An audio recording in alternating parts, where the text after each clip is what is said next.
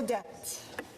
Merci beaucoup, Uchmashko, Tchnashkamadan, Madame la Présidente, de Bohogadoto de Inoto de Siwa, le peuple Anishinaabe, que j'avais hâte de vous partager mon amour, mon feeling, mes émotions, mais aussi mon expérience comme sénatrice devant un projet de loi, le projet de loi C-13, qui vise l'égalité réelle entre les langues officielles du Canada.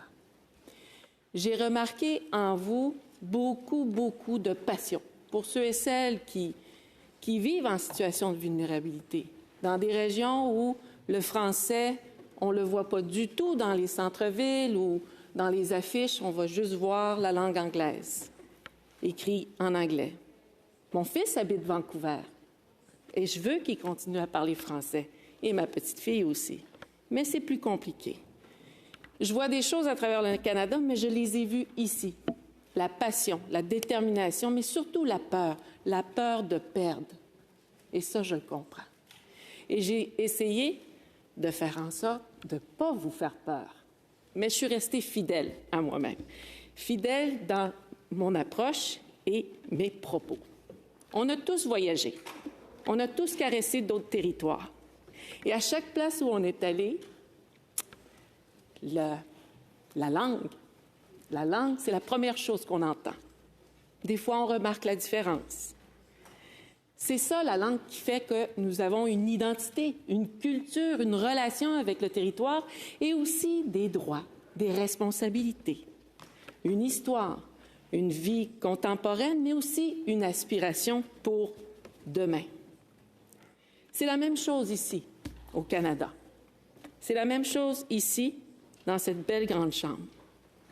Vous avez certainement entendu le président de ITK, Inuit Tapirit Kanatamit, quand lui est arrivé avec son projet de loi en 2018 pour faire reconnaître l'Inuktitut une langue officielle. Ça n'a pas marché. C'est devenu une loi pour les langues autochtones. Mais pour ce peuple, c'est important. C'est eux qui habitent le Nord, mais qui sont partout à travers le Canada. Et il s'est décidé autrement. Vous comprendrez que j'essaie de parler anglais aussi. Des fois, c'est du franglais. Merci d'être patient avec les mots que j'invente. Ou je vois dans vos fronts, c'est quoi qu'elle a dit? Je pense que c'est ça. Mais vous êtes patient. Sinon, je demande à quelqu'un d'autre, « Could you repeat what I'm trying to say? » C'est ça ma réalité au quotidien. Mais je parle aussi français. Je l'ai appris. Mon papa, je l'ai dit, c'est le plus beau Québécois. Mais ma mère, c'est une Inou. Alors, vous comprendrez que je porte les deux. Et j'ai cette responsabilité. À chaque fois qu'il y a un projet de loi qui va parler des langues, vous allez m'entendre vous dire l'Innu et Moon, c'est aussi une langue officielle. Mais je n'ai pas été en cours encore. Je n'ai pas trouvé les avocats encore peut-être, même si je suis entourée pas mal d'avocats. Mais reste que c'est peut-être pas à moi de faire ça. C'est à ma nation, c'est aux autres nations et c'est aussi avec vous. Mais la communauté internationale aussi va le dire. L'UNESCO, les langues autochtones à travers le monde, même le Canada, vont être celles qui sont en situation de vulnérabilité. Et on va même catégoriser, les classer comme étant à risque, vulnérables, en danger, sérieusement en danger ou tout simplement en situation critique. Alors, je vous comprends. Je vous comprends. J'ai senti que vous me comprenez, mais on n'a pas les mêmes droits. C'est là où des fois ça fait comment on va trouver les ponts et les façons de faire que nos droits vont éventuellement se connecter. J'ai pas envie qu'on ait tout le temps en cours pour que ça arrive. De toute façon, je n'ai pas les moyens. Encore bien moins ma nation. Parce qu'on a trop de choses devant les tribunaux.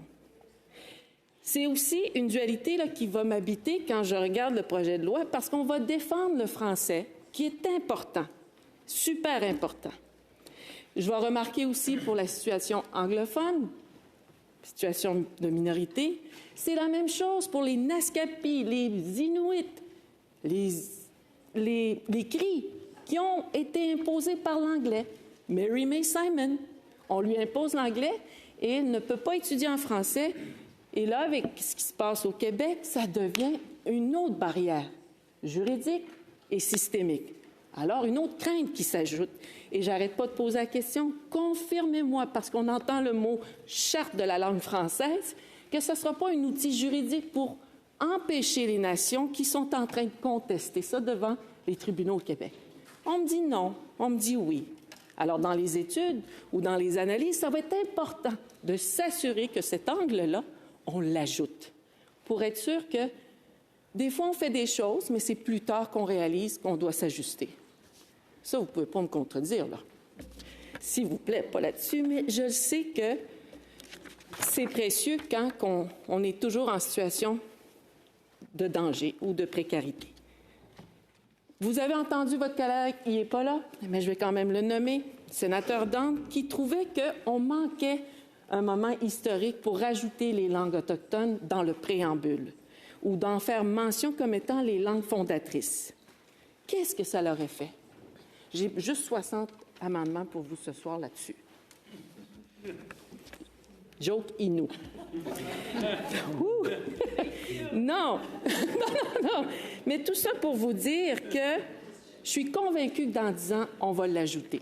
Je suis convaincue. Je ne sais pas pourquoi il y a quelque chose qui me dit, mais qu'on va faire en sorte aussi, comme je l'ai mentionné tout à l'heure, qui va faire qu'on va l'attacher. Il y a la loi sur les langues autochtones, mais elle n'a pas du tout les mêmes dents que la loi sur les langues officielles. Les commissaires n'ont pas du tout les mêmes pouvoirs. Vous allez me dire, voyons, c'est pas pareil, Michel. Mais moi, c'est pareil. Parce que je suis celle qui a coupé l'Innu et Mun dans la famille. Ça fait mal. Il a fallu une enquête sur les femmes et filles autochtones pour dire, encore une fois, comment il faut que les provinces et les territoires et le Canada ajoutent dans leur grand livre des langues officielles nos langues autochtones. Peut-être que je vais le voir quand je vais être un esprit fantôme au Sénat, mais j'aimerais ça le voir avant. Tout de suite, quand j'ai été nommée, j'ai rencontré la ministre Petit-Potet, là, et je lui ai dit dans nos échanges, bonne chance, on a échangé, c'était fort agréable et sympathique, mais il y avait quand même 4 choses. Je disais 3 choses au début, j'en avais oublié une dans l'émotion l'autre fois. Faites en sorte qu'on en parle dans le préambule. C'est important pour nous. Les mots sont importants. La sénatrice Sidman l'a dit. Les mots sont importants. Les mots font des paragraphes, les paragraphes font des projets de loi, etc., etc. Ensuite, elle doit passer le test de la UNDRIP, de la Déclaration des Nations unies. C'est pas évident encore aujourd'hui, je suis pas sûre. On le verra avec l'analyse. Ensuite, elle doit aussi, la ministre, j'espérais, avec son équipe, vous devez vous engager avec les gardiens, les linguistes, les technolinguistes, qui vont vous dire, et les juristes aussi, pas tout autochtones, il y a des juristes canadiens qui nous défendent là-dessus aussi, là. D'aller les voir et leur dire où on peut créer des ponts pour donner plus de dents et s'assurer que quand je vais dans une justice ou au niveau de la santé dans une province et que je veux, dans un organisme fédéral, être en mesure de comprendre ce qui se passe dans ma langue autochtone et bien sûr l'anglais ou le français. C'est pas arrivé. On me dit, c'est supposé d'être dans la loi sur les langues autochtones. Alors, je veux pas que ça devienne tout là, mais je suis convaincue qu'il y aurait eu un équilibre à faire si on avait eu le temps.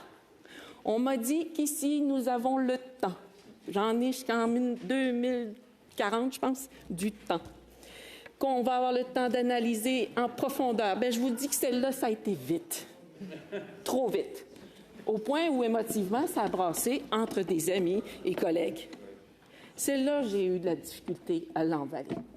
Mais mon orgueil a passé après 24 heures. Et 48 heures pour d'autres.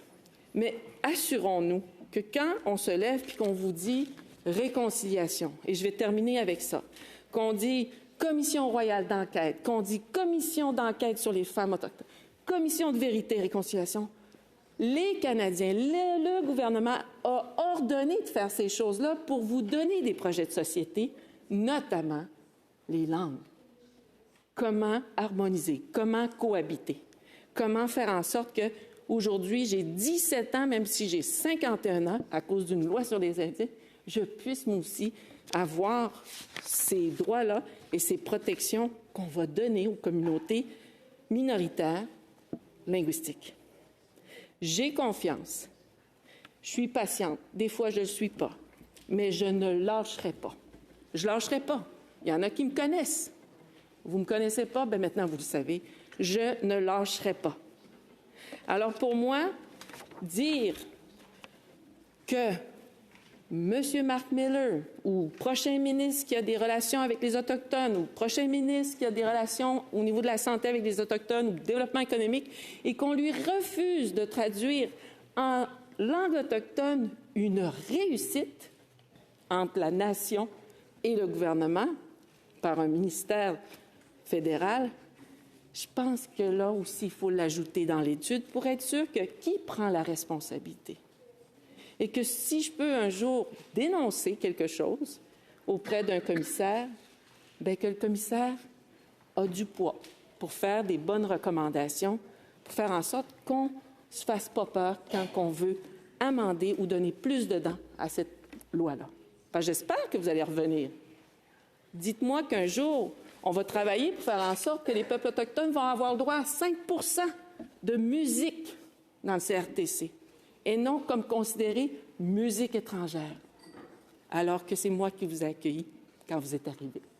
Jusqu'à maintenant.